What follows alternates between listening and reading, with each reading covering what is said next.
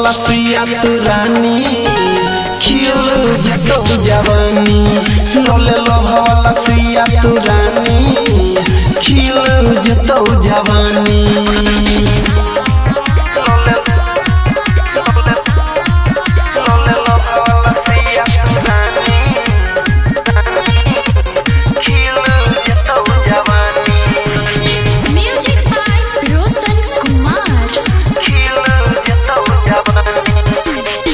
चार दिन में सुन छौरी जेबे तू मोटाई गे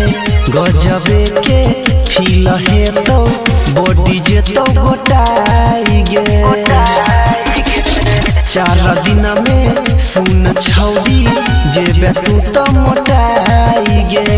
गजबे के फील है तो बॉडी जे तो गोटाई गे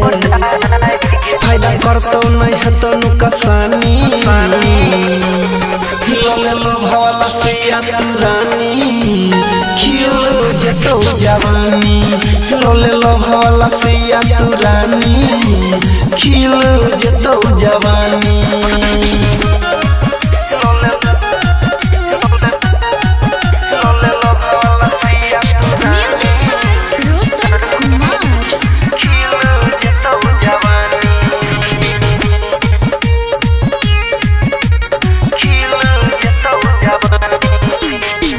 बात मनले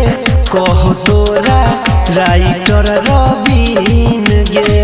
अनिल यादव रोशन के तू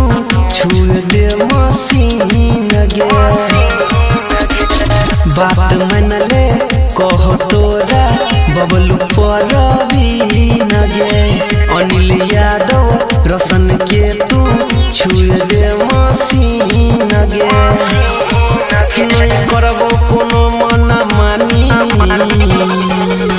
लोले लो भवला सुइया तू रानी खिल जतो जवानी लोले लो भवला सुइया तू रानी खिल